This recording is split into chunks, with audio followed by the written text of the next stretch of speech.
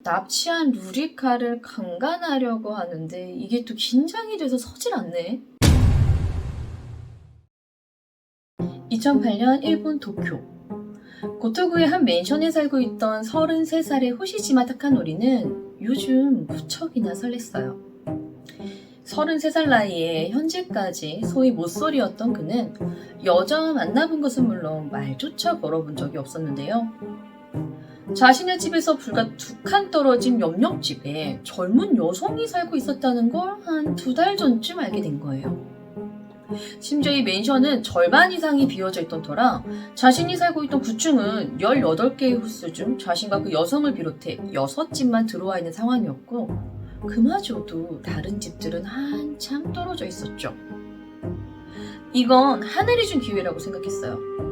그렇게 타카노리는 같은 층에 사는 젊은 여성에게 작업을 준비하는데요. 주말을 앞둔 금요일, 이 타카노리는 이 여성을 사로잡기 위해 빈집이었던 그녀의 집에 몰래 들어가 그녀가 오길 기다립니다.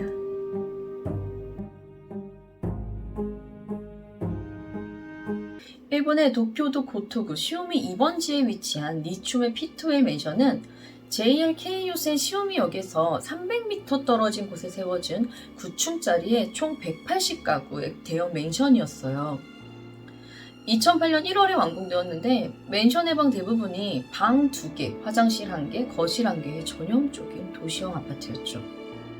거기에 정문, 외부 비상계단, 엘리베이터 해서 총 5대의 CCTV와 정문 초소에 24시간 상주하는 관리인까지 두고 있었고 또 심지어 모든 가구에는 자동 잠금 장치를 갖추고 있는 비교적 방범 자체가 꽤 잘 갖춰진 맨션이었죠. 지금 생각해보면 사실 이 정도는 그냥 기본인 것 같은데 당시가 2008년이었잖아요. 당시로 치면 꽤나 안전한 맨션이었다는 거죠. 나가노현 출신이었던 토조 루리카는 2008년 이 도쿄 신주쿠의 한 광고 홍보 기획사로 이직하면서 언니와 둘이 도쿄로 오게 되었고 아무래도 여자 둘이서만 생활을 해야 하다 보니까 무엇보다 방범과 안전에 민감했던 거예요. 그래서 이곳 이 니초메 피토의 맨션으로 이사를 오게 돼요.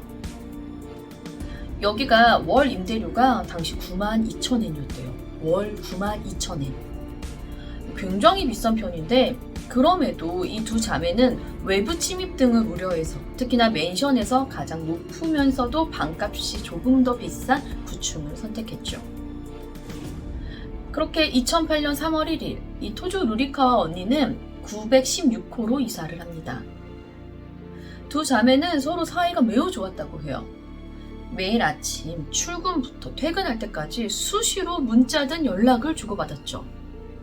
2008년 4월 18일 오전 7시 45분쯤에 일어나 언니의 도시락까지 싸준 후 동생인 토조 루리카가 먼저 출근을 했고 언니한테 문자를 보냈어요.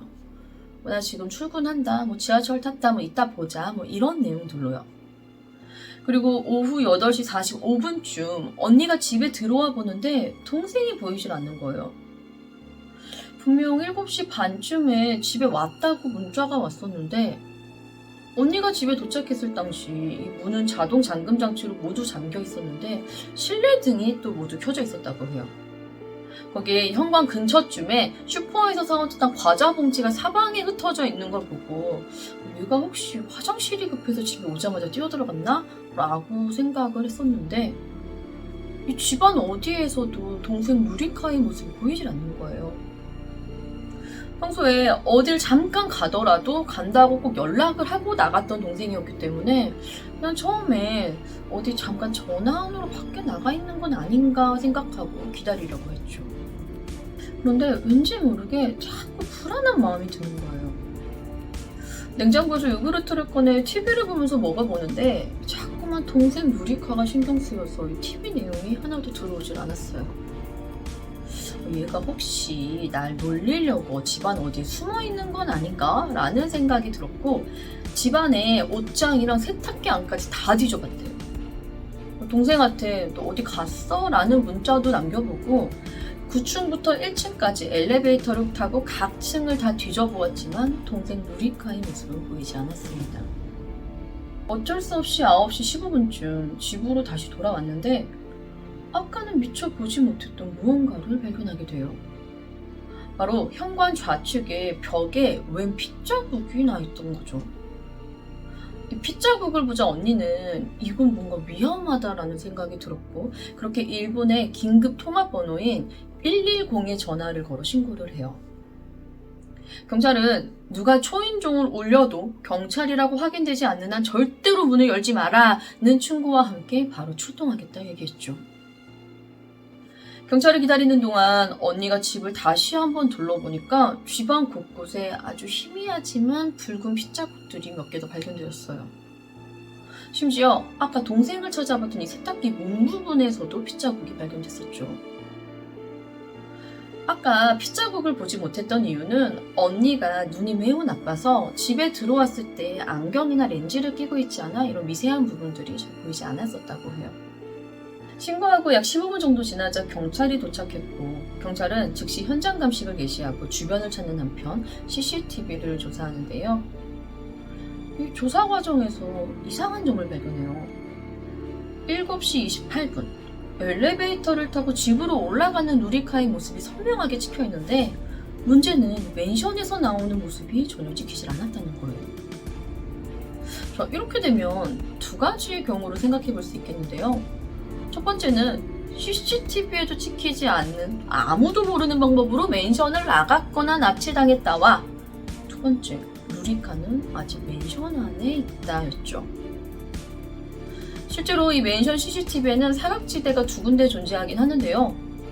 경찰은 이 사각지대를 미리 알고 들키지 않은 채로 납치를 했다면 이 맨션에 대해 굉장히 잘 아는 사람이거나 진짜 대단한 프로 범죄자의 소행일 것이다 라고 추측했어요. 어쨌든 이 사각지대를 알건 누리카가 맨션에 있건 중요한 건 용의자는 이 맨션과 관련된 사람들일 것이다 라고 추측한 경찰은 즉시 맨션을 철저히 봉쇄하고 맨션의 정문 북측 비상계단에는 2개의 초소를 운영하며 경찰을 상주합니다. 심지어 맨션은 관계자 이외에는 출입을 금지하면서 입주민들은 출입 시 경찰에게 방번호와 이름을 확인받아야 입출입이 가능했었죠. 경찰은 입주민들을 상대로 각 집을 방문해 집안까지 수색해 보는데요. 사실 여기가 월세가 꽤나 비싼 맨션이었던 만큼 빈 방도 많았어요. 총 180가구로 된 맨션에 실제로 생활하고 있던 가구는 150여 가구 정도였죠. 누리코의 집을 조사하던 중 현관에 찍혀있던 핏자국에서 범인의 것으로 보이는 지문이 희미하게 남아있다는 것을 발견한 경찰은 누리코의 집을 제외한 149가구의 모든 사람들의 지문을 채취했고, 그 누구도 수상한 점은 발견되지 않습니다. 누리코의 미스테리한 실종에 맨션 앞은 연일 구경하러 나온 사람들과 기자들로 붐볐다고 해요. 그렇게 시간은 한 달이 지나가는데 여전히 단서는 단 한 가지도 발견되지 않았어요. 맨션 전체 수색, 입주자 전체 지문 대조, CCTV, 맨션 봉쇄까지 모두 헛수고로 돌아갔죠. 답답해진 경찰은 차라리 여기 살고 있는 모든 주민들을 다 퇴거시키고 맨션을 철저히 조사해보는 건 어떻겠느냐라는 의견까지 제시하는데요. 문제는 이 맨션에서 납치 혹은 살인 등 범죄의 증거가 전혀 발견되지 않아서 그럴 명분이 없었다는 겁니다. 결국 경찰은 불시에 입주민들을 상대로 다시 한번 이 지문 채취를 시도해요. 그런데 이번엔 누리카의 집에서 채취한 지문과 일치하는 사람을 찾아요. 그렇게 누리카 실종 36일 만인 5월 24일 916호의 누리카 실종 용의자로 918호에 살고 있던 33살의 남성 호시지마 타카노리를 체포합니다. 이 호시지마 타카노리는 33살에 게임 회사에서 파견 직원으로 근무하던 남성이었는데요. 우리가 소닉으로 잘 알고 있는 이 세가라는 게임 회사에서 근무하고 있었어요. 33살의 모쏠이었는데 어릴 적에 다리에 화상을 크게 입으면서 이걸로 초등학교 시절 심하게 왕따를 당했고, 그게 아직까지도 트라우마로 남아 여자들에게는 말조차도 못 걸면서 집에서는 그 소위 동인지라고 하는 이상한 야한 그림을 그려 일본의 2채널, 그러니까 지금은 5채널이죠. 여기와 버금가는 후바타 채널의 그림을 올리며 소위 야짤러 네임드였던 굉장히 찌질한 남성이었어요. 지금 이게 당시 구충의 입주민 상태였는데 보시면 거의 비워져 있잖아요. 얘네 집이 여기 918호였거든요. 사건이 발생하기 대략 2달 전쯤 자기 옆집에 젊은 여자가 산다는 사실을 알게 된 거예요. 이 호시지마의 평생 로망이 있었다면 자신만의 성노예를 갖는 것이었는데 마침 옆집에 젊은 여자가 산다니까 이제 자신의 로망을 실현시킬 때가 왔다고 생각을 하게 된 거죠.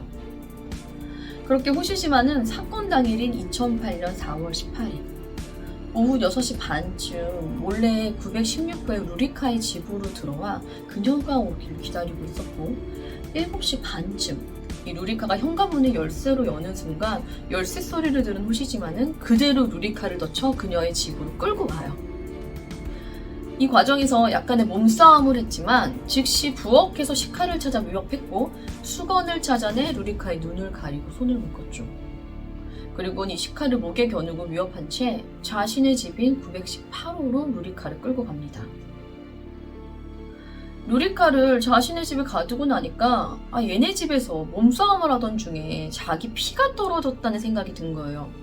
그래서 다시 916호로 돌아가 현관과 부엌 등에 이 남아있는 핏자국을 지우고 돌아왔다고 해요.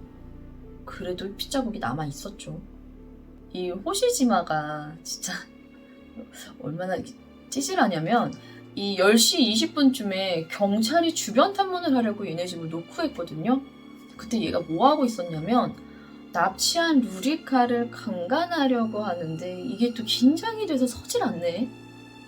그래서 루리카를 묶어둔 채 야동을 보면서 열심히 세우려고 노력하던 중이었대요.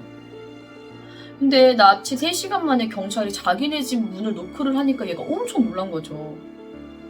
호시지마는 마치 집에 사람이 없는 것처럼 아무 대답도 하지 않았다고 해요. 그렇게 한 20여 분이 지나고 긴장한 호시지마가 문 밖을 살짝 내다보는데 아파트 복도에 경찰관 3명이 서 있는 거예요. 경찰이 출동한 이상 이 여자가 소리라도 지르면 바로 걸린다라고 생각한 호시지마는 범행을 숨길 수 있는 건 단 한 가지라는 판단을 했고 그렇게 루리카를 살해합니다. 이 호시지마가 루리카를 살해하는 과정도 매우 끔찍한데 이 시신을 처리하는 방법이 진짜 되게 잔인해요. 토막을 어떻게 내서 어떻게 처리하고 막 이런 것들이 굉장히 자세하게 진술을 했는데 제가 잔인한 걸 다루는 콘텐츠가 아닌 만큼 이걸 너무 자세하게 다루지는 못할 것 같고 4월 18일에 루리카를 납치, 살해한 그 시점부터 5월 1일까지 그러니까 무려 2주에 걸쳐 이 루리카의 시신을 처리를 해요. 경찰이 맨션에 상주하면서 계속 확인을 했다고 했잖아요. 그러니까 이 부분에서 약간 이 호시지마가 운이 조금 따랐다고 볼 수 있는 부분인 것 같은데요. 루리카를 살해하고 난 후 그녀의 시신을 욕조로 옮겼고 옷을 벗긴 후 머리, 팔, 다리, 몸통으로 6조각을 크게 냈는데 마치 루리카가 원한을 품은 눈으로 자신을 노려보고 있는 것 같아 머리를 가장 먼저 절단했고 바로 비닐봉지에 넣어버렸다고 해요. 시간은 약 3시간 정도 지나 4월 19일 새벽 2시경 여전히 시체를 절단 중이던 이 호시지마의 집 문을 경찰이 두드려요.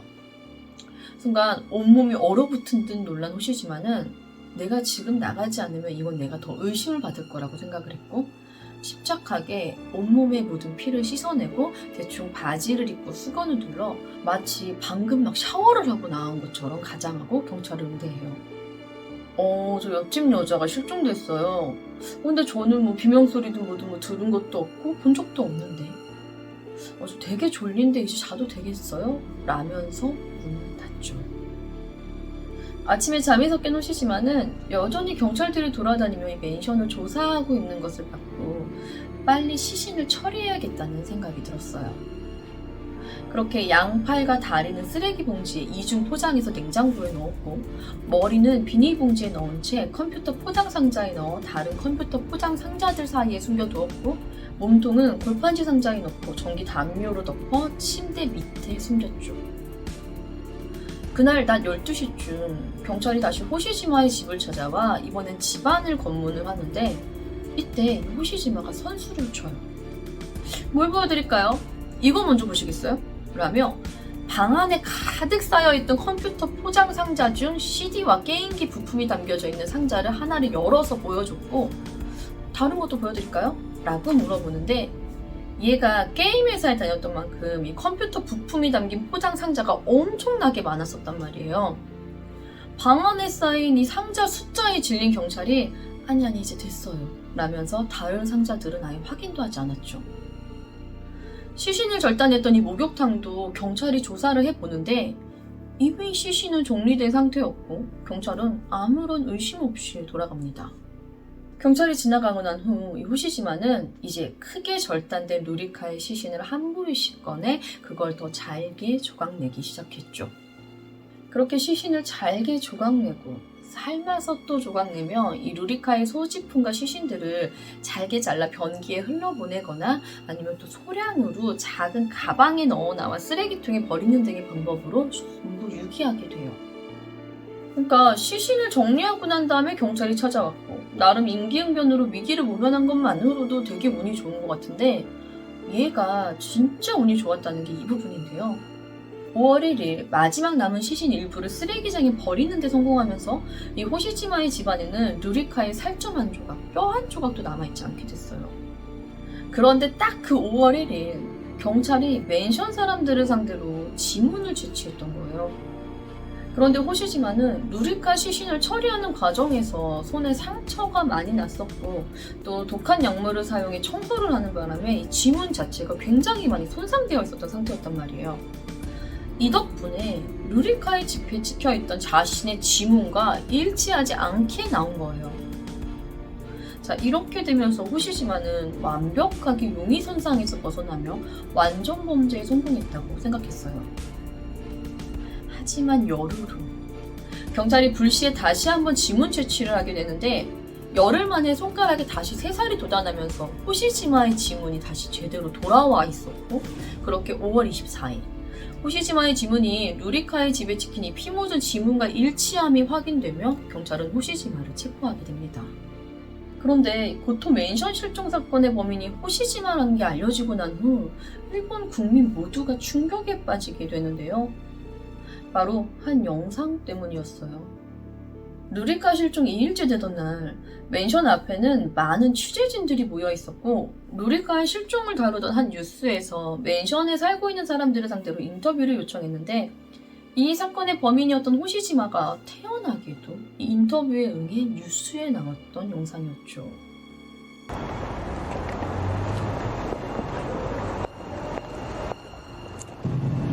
使えなければ名字だけ原稿にはしません。ちょっと名前は出さないです。はい、じゃあ一応星島と申します。牛島さん。星島さん、星島です。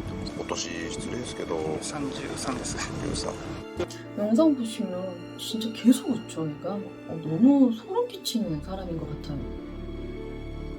이런 호시지마의 자백을 들은 경찰들은 일단 말도 안 되는 이 납치 및 살해 동기랑 시신 유기 방법에 경악했어요.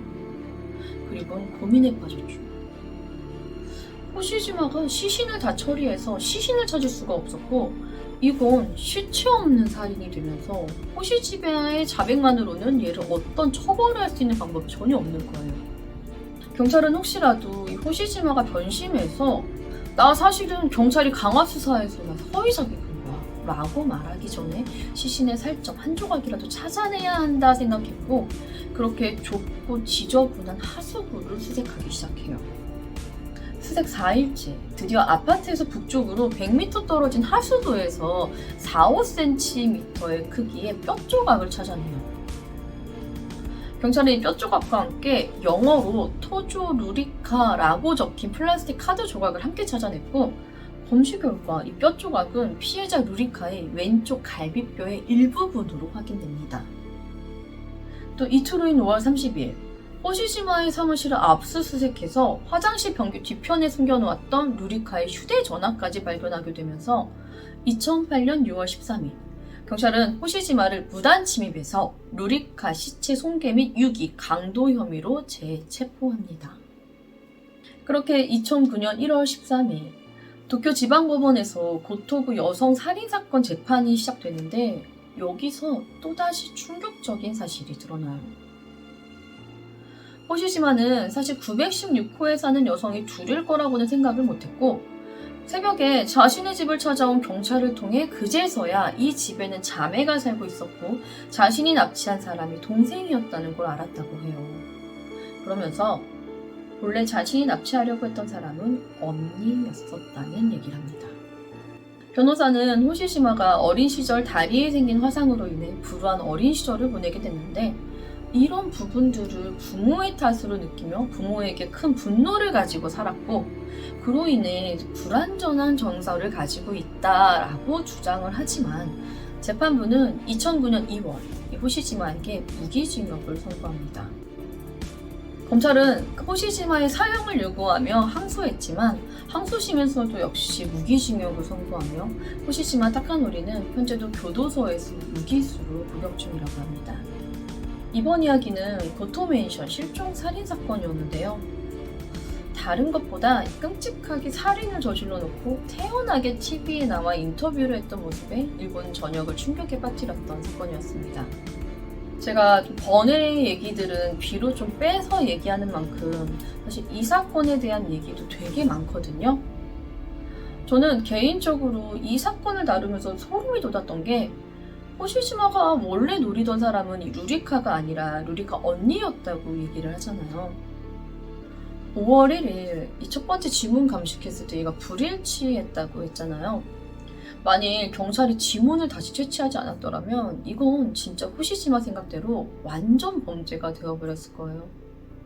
그렇게 범인이 잡히지 않고 어느 정도 시간이 흘러버리면 어느 순간 이제 경찰들도 철수를 했을 거고 그러면 다음 타겟은 당연히 루리카의 언니가 되었을 거라고 생각을 하거든요.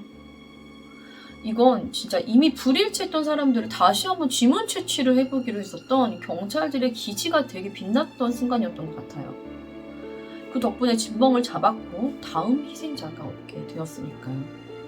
이 고토맨션 사건은 끔찍한 사건이었던 만큼 당연히 범인이 사형을 당할 거라 생각했던 것과는 다르게 무기징역으로 끝나버렸죠. 이게 나가야마 기준에 따라 내린 처벌이었대요. 일본에는 유명한 사형 판례가 있는데 1996년 권총으로 4명을 사살한 이 나가야마 노리오의 사형 판결로 만들어진 나가야마 기준이라 하는 건데 나가야마 사형 판결 당시 재판부가 9가지 기준을 제시했고 여기에 모두 부합해야만 사형을 내릴 수 있다는 거예요. 그래서 이 9가지에 뭐가 있냐면 범죄의 성격, 범행의 동기, 범행의 측면 그러니까 이게 살인 방법이나 특히 그 잔혹성 그 다음에 결과의 중대성 그러니까 살해된 피해자가 몇 명이나 되는지 또 유족의 피해 감정, 사회적 영향, 범인의 나이, 전과, 범죄 후 상황인데 다른 것보다 호시시마의 경우 전과가 없었고 또 이 4번째인 살해된 피해자의 수가 단 1명뿐이었다는 점이 나가야마 기준에 준하지 않아서 사형을 선고하는 것에 맞지 않는다는 거였어요. 그래서 무기징역을 받게 되었죠. 잠시 이 호시시마의 얘기를 조금 더 해볼게요. 얘가 로망이 성노예를 만드는 거라고 했잖아요. 이게 진짜 기가 막힌데 모쏠이란 말이에요. 여자한테 말도 못 거는 그런 사람이 성노예를 만들겠다 얘기를 하니까 경찰이 물었대요. 도대체 무슨 방법으로 네가 성노예를 만들려고 한 거냐. 그랬더니 하는 말이 자기가 이제 성매매 업소 뭐 이런 데 가가지고 한번 하고 나면 거기 아가씨들이 너 좀 잘하는 편이다 라고 얘기를 해왔대요. 사실 이게 뭐 진짜 얘가 잘하는 건지 아니면 그냥 또 떠오라는 서비스 멘트였는지까지는 모르겠지만 뭐 이 말들을 계속 들으니까 자기는 나름 이쪽에 자신이 있었다는 거예요. 그래서 얘가 계획을 하나 세워요. 어디 가서 여자 하나를 납치하다가 몇 번 자기가 좀 해커나면 자기 스킬에 여자가 뿅 가서 자연스럽게 자신의 성노예가 될 거다라고 생각했다는 거죠. 그러니까 그냥 완전 제정신이 아닌 거예요. 아까 잠시 후타바 채널에서 네임드였다는 얘기를 했었는데 여기가 일본 대형 커뮤니티예요. 그러니까 우리나라로 치면 뭐 DC, 뭐 일베 뭐 약간 이런 식의 정말 대형 커뮤니티인데 여기에서도 뭐 소위 동인지라 부르는 막 이상한 그림들 있잖아요. 그런 걸 직접 그려가지고 올리면서 야짤러 네임드로 활동했다는 거예요. 하지만 이 루리카 사건의 진범으로 알려지고 난 이후 푸타바 채널에서 이 호시지마는 금지어가 되어버렸다고 합니다.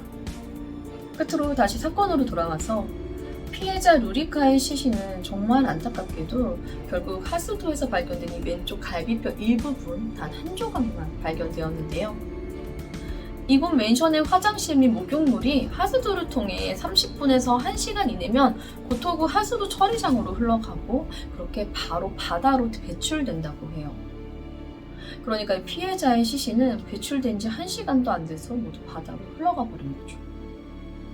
그런데 정말 기적적으로 이 작은 뼈 조각 하나만이 남아서 한 달 동안이나 좁고 더러운 하수도 속에 머물면서 결국 자신을 죽인 범인을 잡을 수 있게끔 만들어줬다는 거예요. 이건 어쩌면 억울하게 죽은 이 루리카가 마지막까지나마 자신을 죽인 범인을 잡고 싶었던 이 루리카의 간절한 염원이 아니었을까 하는 생각이 듭니다. 2008년 일본 고토구 맨션에서 갑자기 사라져버린 여성은 바로 옆집에 살고 있던 남성에게 잔혹하게 살해되었고 시신은 잘게 토막내어 유기되었는데요. 뻔뻔하게도 범인이 TV에 나와 자신이 저지른 범행에 인터뷰까지 응하며 일본을 충격에 빠뜨렸던 고토 맨션 실종 살인 사건의 이야기는 여기까지입니다. 저는 뉴스패치의 유스였습니다. 감사합니다.